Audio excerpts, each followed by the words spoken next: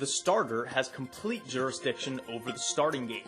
It is the responsibility of the starting gate crew to ensure a fair and safe start for all horses and riders in each race. During races, there is normally at least one assistant starter assigned to each horse, helping them load into the gate and making sure they leave the gate in safe fashion.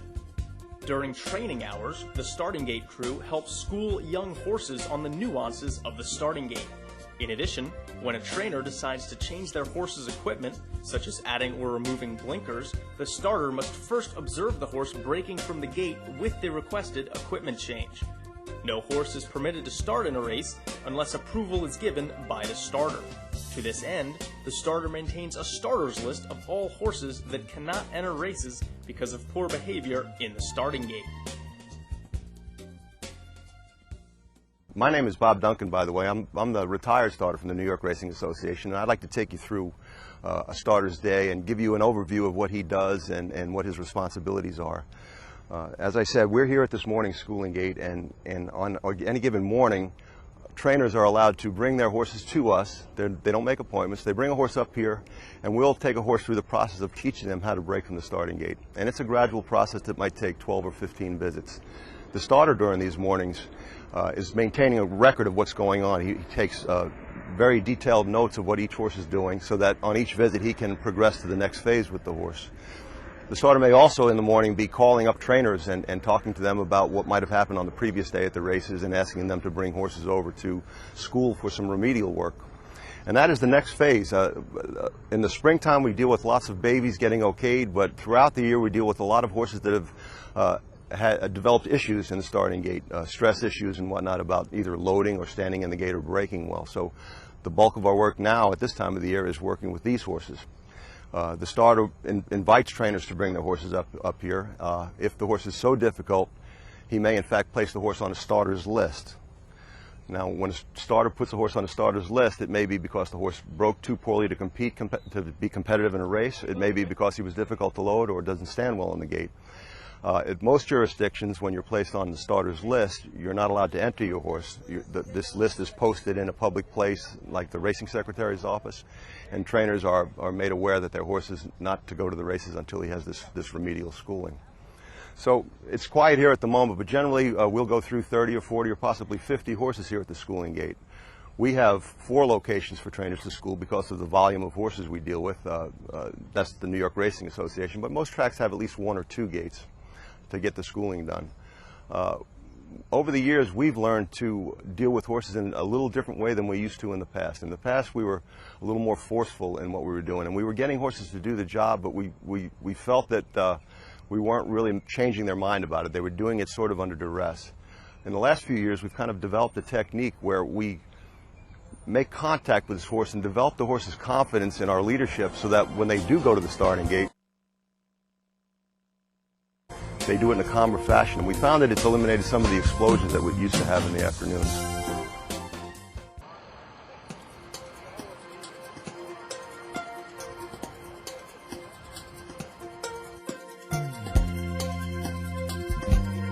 But, you know, when you get to the races in the afternoon, things change. It's a whole different set of challenges for the horse and for the gate crew.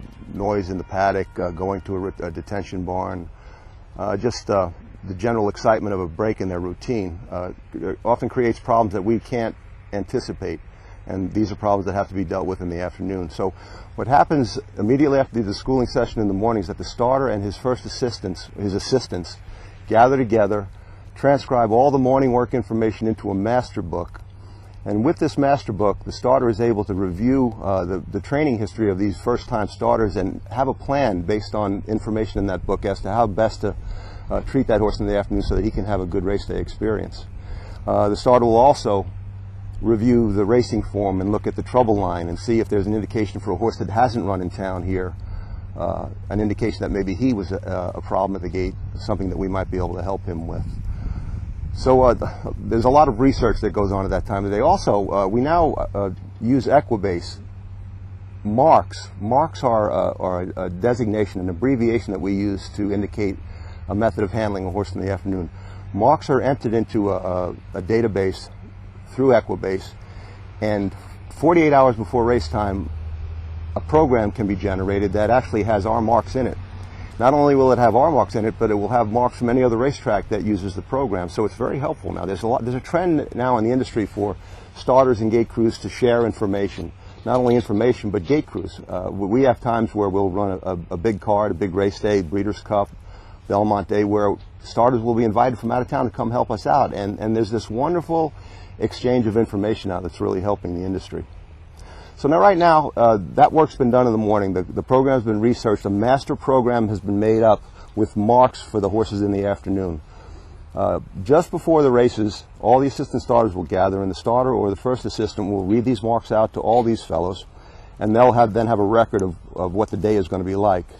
And now, in some racetracks, the marks are given out. In most racetracks, the marks are given out by the starter, but here in New York, our first assistant gives the marks out.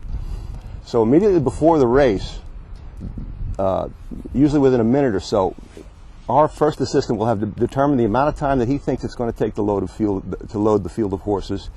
He'll be in touch with both the stewards and the outriders, and they'll attempt to have the horses arrive at such a time that the field can be loaded so that the last horse goes in at post time. Now, years ago, things were different. Years ago, when the horses came out onto the racetrack, this was before walkie-talkies or cell phones.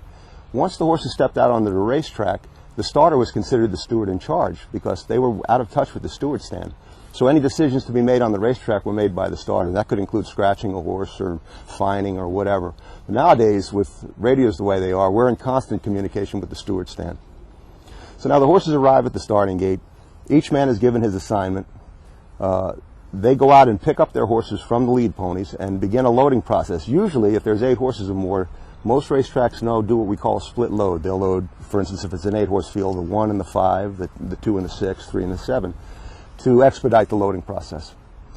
Now, the starter's job here, once again, this is so much of a team effort. Everybody really needs to work as a team and look out for each other. Generally, in New York, our starter starts from the ground, and that's become a trend in the industry as well. And the reason he starts from the ground is it gives him some mobility. He can walk up along the front of the starting gate, look closely at a horse, have an intimate feel as to how that horse is handling the loading process, and maybe make some changes as to what's being done with that horse or a shift of manpower and whatnot.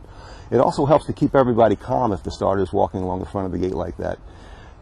As the field gets close to being loaded, he'll then drift back to a starting position, which is close to where I am right now. We happen to be just in front of the starting gate before the start of a race. So the starter will drift out here, and he's microphoned. He has a PA system so that he can talk in a speaking voice without shouting to the members of the crew and to the jockeys. Now, years ago, another thing used to happen. Years ago, the starter always felt like, well, we don't want these people to know too much about the start because they might take an advantage. So the button was held behind his back, and he was sort of reticent and quiet about what was going on. We've taken a totally different approach here, and I think lots of starters do now. You respect the ability of the handlers and the jockeys to, by giving them information to best control their horse and keep them calm until the last minute, and hopefully by telling them when the start's about to occur, there's a synchronized effort to line the horses up and cue them at the same time. So that's kind of our approach to it right now, and hopefully then the horses go in the gate. Hopefully your morning work has been successful and your difficult horse has been dealt with, and it's only a few moments before a start can occur, and then the break comes. Horse racing is a highly orchestrated event, steeped in history and tradition. And those behind the scenes make every effort to make race day exciting and safe for horses, horsemen, and the public. Feature race, of course, part of that later, that is a good race. It's a 7 furlong box race.